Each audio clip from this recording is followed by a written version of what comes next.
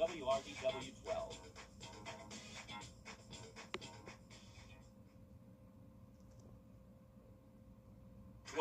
At 6 o'clock.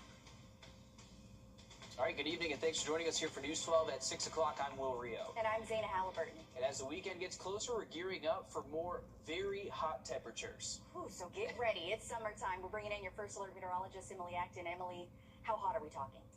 Triple-digit feels like temperatures for us, and that's not any different than what we're seeing today. Right now in Augusta, feeling like 103. We felt like 104 earlier.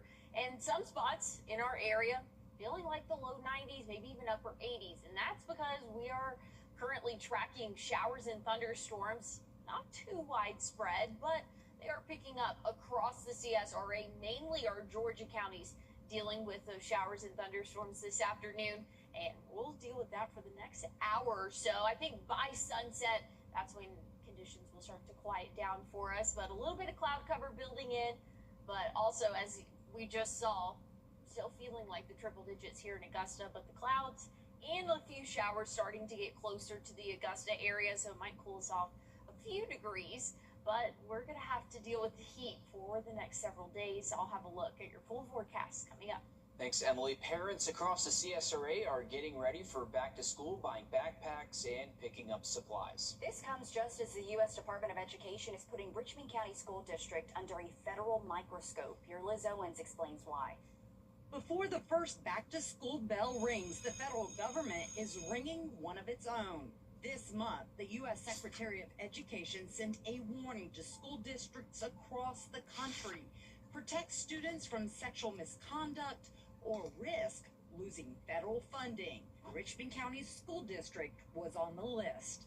According to the district, the Richmond County school system is one of 20 districts across Georgia and the nation to receive a letter from the U.S. Department of Education's Office for Civil Rights regarding the 2023-2024 Civil Rights Data Collection submission. The Civil Rights Data Collection is a report card for school districts measuring everything from teacher qualifications to discipline. Richmond County's report card has a red flag. Whether our policies, procedures in response to allegations involving sexual harassment and sexual assault are consistent with Title IX requirements. Title IX is simple. Take federal money, protect your students from harassment, from assault, from classmates, and from the adults they're supposed to trust. This isn't the first time Richmond County has faced questions about Title IX. 2 years ago, News 12 Investigates found Butler High suspended a student who reported being sexually assaulted instead of helping him.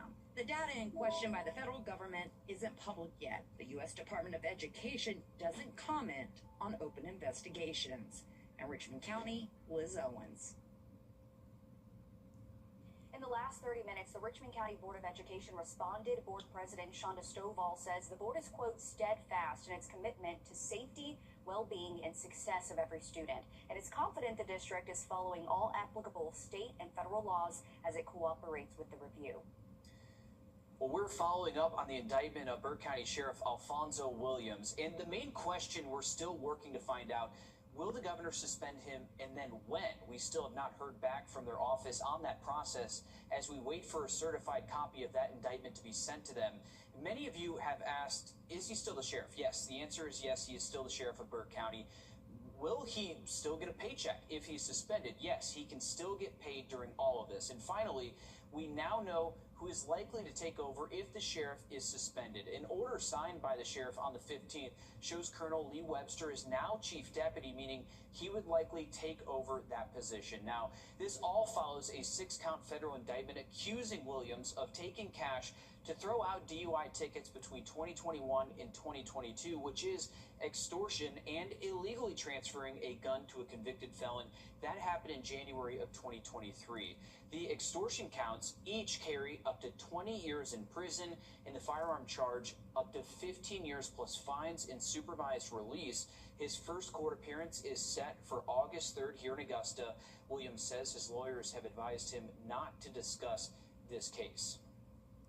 Augusta University is updating its policy on how to request automated license plate reader data after News 12 looked into its current practices. The school spent hundreds of thousands of dollars on more than 25 automated license plate readers, and right now local law enforcement can access those cameras' data without leaving records. The school's current policy states a written request must be filled out by a law enforcement agency. That request is then reviewed by AU security director and approved, and every request is kept on file. When we spoke to the school security operations division's director, James Lyon, who signs off on those requests, he says local law enforcement is just calling without filling a written request. Now, Lyon did say that the policy was written before installing the plate reading system, and they are working to update it to better reflect their practices.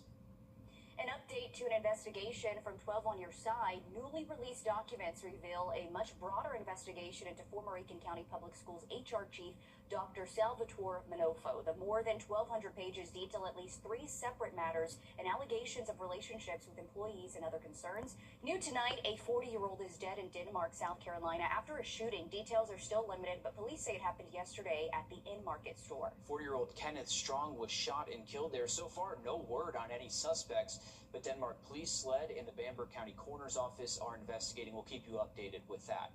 All right, getting access to care for our veterans can be a difficult task with less services available for those in rural areas. Getting all the way to the Augusta VA Center can take a while on your own. But a new ambulance service is meeting those vets where they are to get them the care they need to survive. Your Cindy Palmer has more on how this can help our veterans. Sometimes the hardest battles aren't fought overseas. It's been a long road. A lot of little challenges that we had, a lot of logistical things to set up. For many veterans, it can be as simple as finding a ride to the doctor.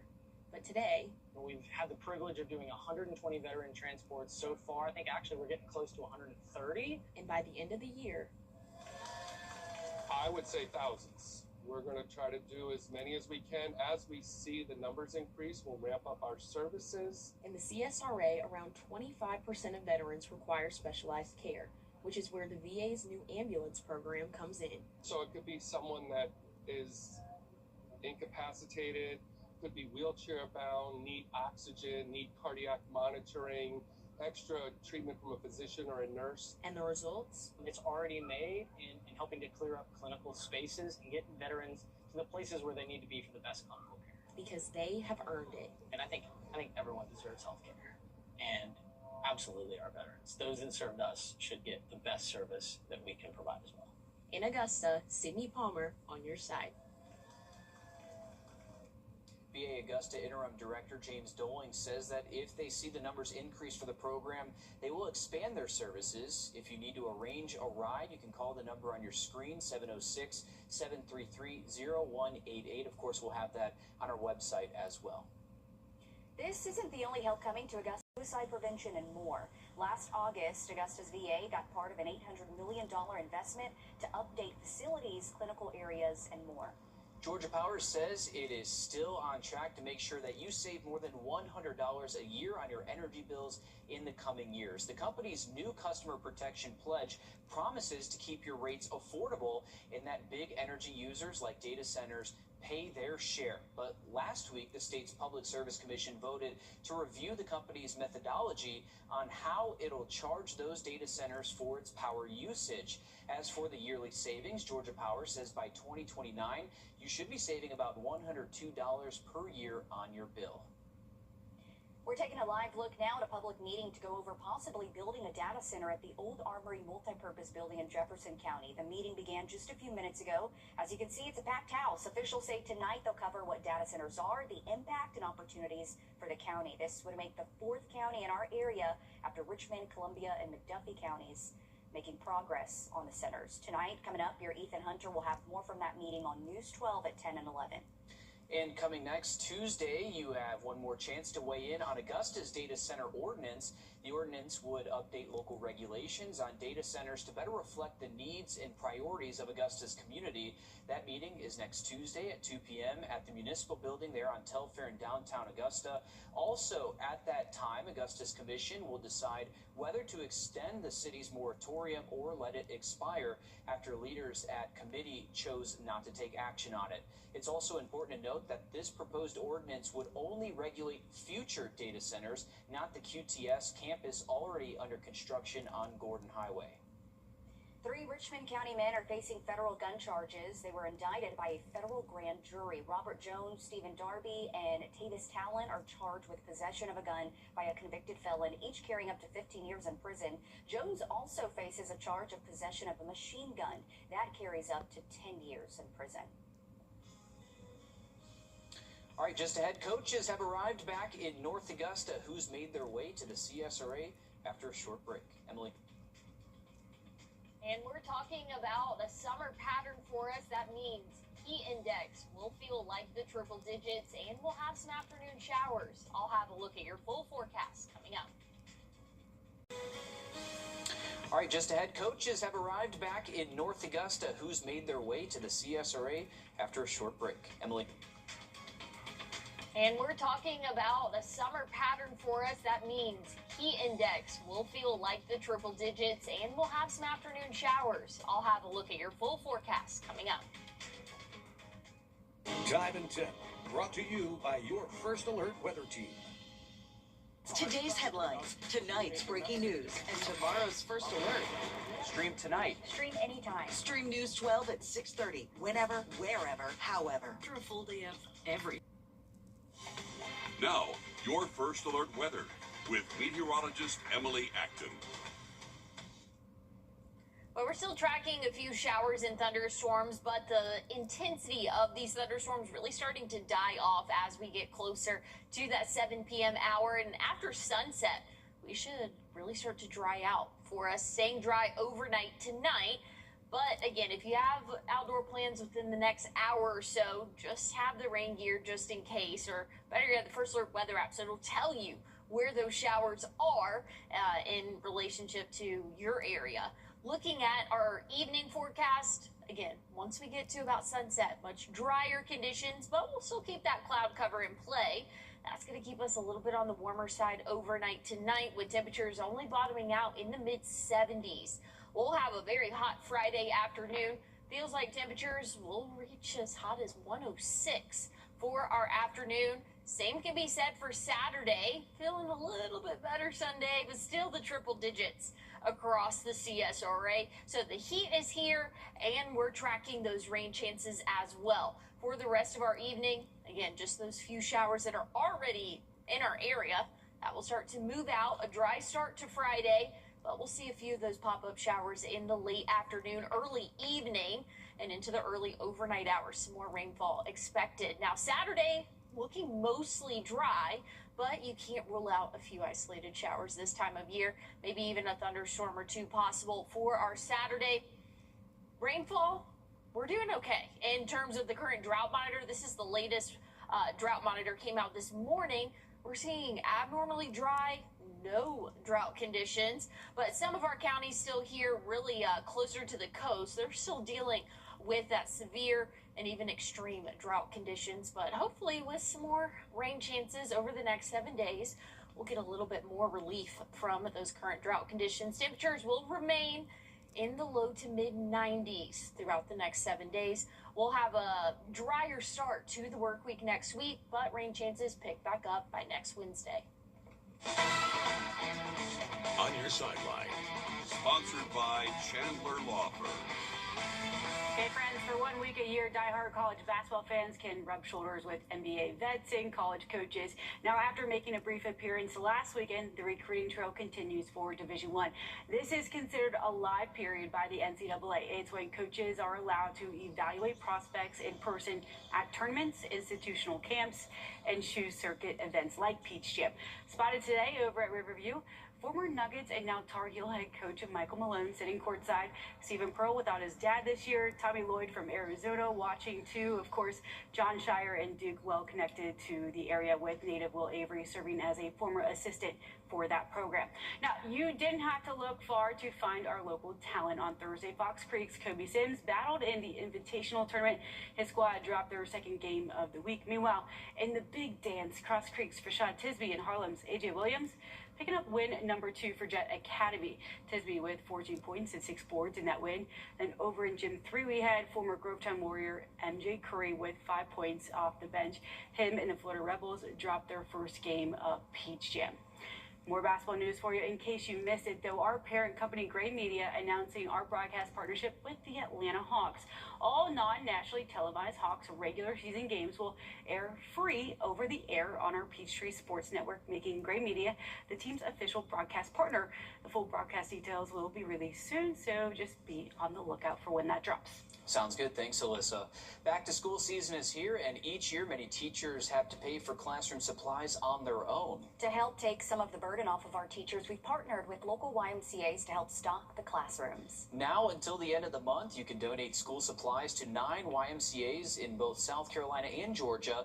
And that includes Aiken County, South Augusta, and over in North Augusta. You can bring dry erase markers, sharpened pencils, notebook paper, 3-ring binders, or folders. And there's so much more supplies that you can also offer to a lot of these teachers. Absolutely. And tomorrow morning, your First Alert meteorologist, Tim Strong, will be live from the Wilson Y off Wheeler Road. And at midday, he'll be joined by your Nick Proto as well at the North Augusta YMCA off East Martintown Road. If you want to find more information on Stock the Classroom, you can head to WRDW.com. It's going on through July 31st. As we head to break, we're taking a look from our Sky 12 drone over the Riverview Park Activity Center in North Augusta, where Beach Jam is happening.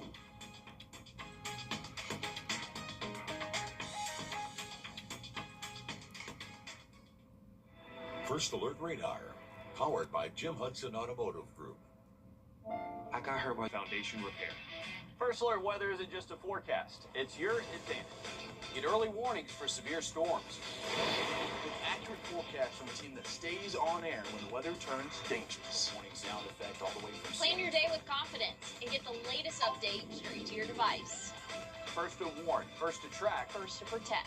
This is News 1226 First Alert Weather. Always ready, always streaming. Download our app or stream WRDW Plus for free on all your favorite platforms. Take control of your news feed. Set News 1226 as your Google preferred source to get breaking news, First Alert weather, and local reports from the team you trust. Just click Add as preferred source on Google and make News 1226 your go-to.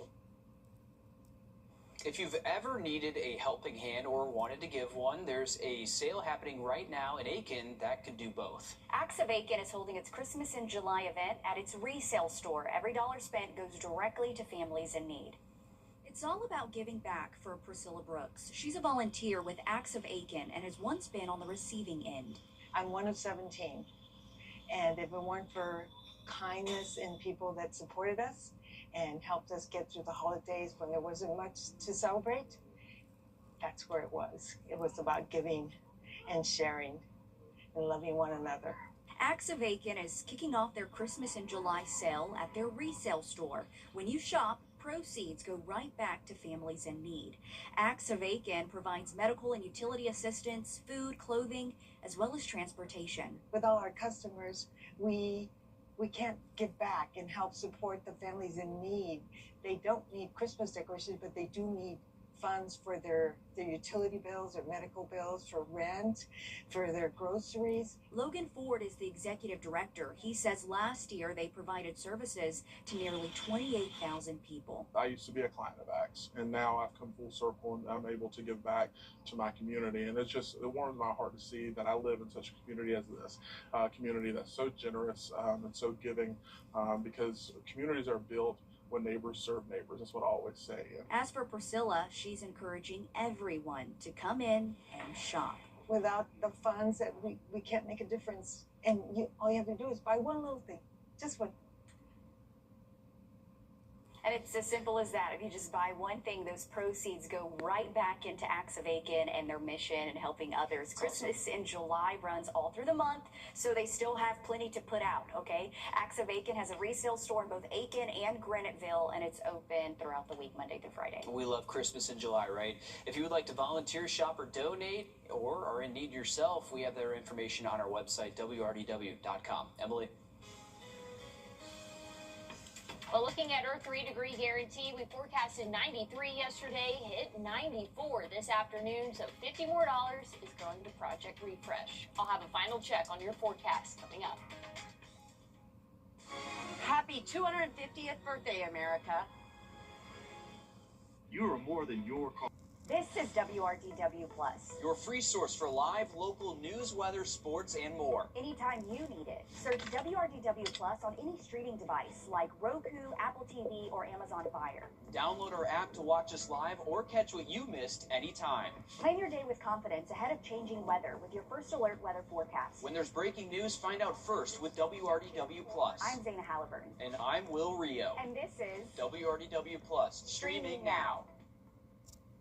In case we haven't met, I'm attorney Chris Hudson. I represent people who have been hurt. It's what I do every day. I've seen accidents devastate families, but I can help. Injured? Call me, Chris Hudson.